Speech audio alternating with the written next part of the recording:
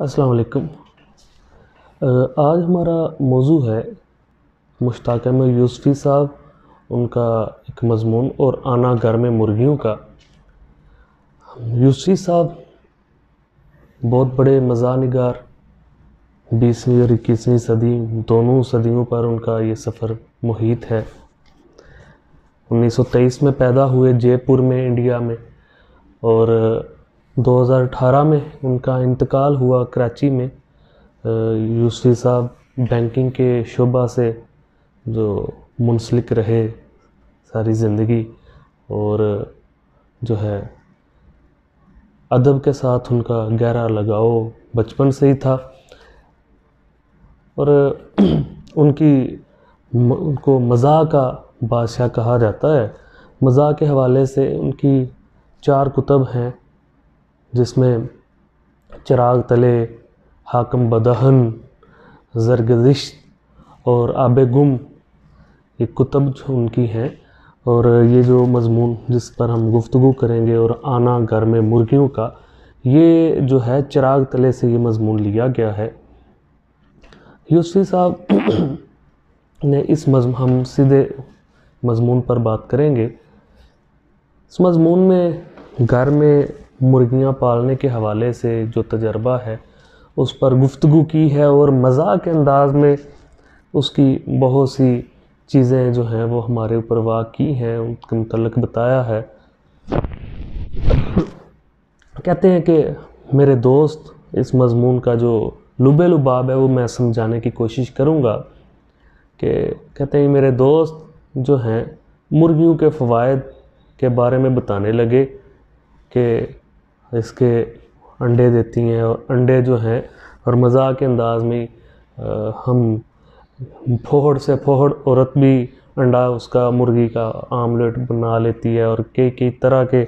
اس کے جو ہیں پکوان بنتے ہیں۔ اور اگر دوسرا مزاح کے انداز میں کہ اگر انڈے اچھے ہوں، ٹھیک ہوں، تو آملیٹ کی صورت میں بن جاتے ہیں، اور اگر انڈے خراب ہوں تو ہوٹلوں میں اور سیاسی جلسوں میں استعمال ہوتے ہیں۔ تو یہ ایک انداز ہے۔ اور کہتے ہیں جی، میں نے کہا کہ بھئی یہ نسل جو ہے جس رفتار سے اس کو کھایا جا رہا ہے اور کھایا جاتا ہے، اس طرح تو یہ جو ہے مرغیوں کی نسل ہی ختم ہو جائے گی۔ تو کہتے ہیں دوست کہنے لگے نہیں بھئی، یہ تو ان کی پیداوار کی رفتار انتہائی تیز ہے،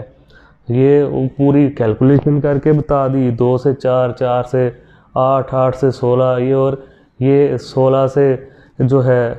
یہ 50 تک ایک دم چلی جاتی ہیں، اور سال میں جی 1 لاکھ تک ان کی جو ہے ریشو ہو جاتی ہے، تعداد ہو جاتی ہے۔ تو پھر وہ کہنے لگے کہ اگر اتنے ہی مرغیوں کے فوائد ہیں تو آپ اپنی مرغیاں مجھے کیوں دے رہے ہیں کہ اپنے گھر رکھ لو؟ کہنے لگے کہ وہ اصل میں میرے گھر مہمان آ رہے ہیں، اس لیے میں مرغیاں آپ کو دینا چاہ رہا ہوں۔ کہتے ہیں لیں جی، اگلے دن کیا ہوا، ان کے گھر مہمان آ گئے اور ہمارے گھر میں مرغیاں آ گئیں۔ اب پھر وہ مرغیوں کو وہ کہتے ہیں گھر میں تو مرغی پالنے کے حق میں نہیں ہوں، لیکن اب جو ان کے ساتھ ہوا مضمون میں، وہ انہوں نے بڑے خوبصورت انداز میں، مزاح کے انداز میں بیان کیا کہ مرغی جو ہے گھر میں، مرغی آپ جتنی اچھی، پورا ایک تجزیہ کیا ہے کہ مرغی کو جتنی اچھی بھی آپ غذا دے لیں، جو کچھ بھی دے لیں، لیکن یہ کیڑے مکوڑے کھانے سے باز نہیں آتی، گندی چیزیں کھانے سے باز نہیں آتی، کیونکہ حالانکہ وہ فطری ہے، اس کا رزق ہے، وہ اس نے کھانا ہی کھانا ہے فطری طور پر۔ اور آگے انہوں نے مزید بتایا کہ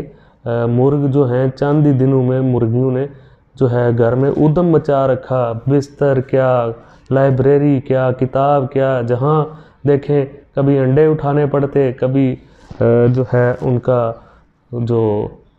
غلاظت ادھر پڑی ہوتی۔ تو گھر میں ہر وقت اگر کسی کی کال آ گئی ہے تو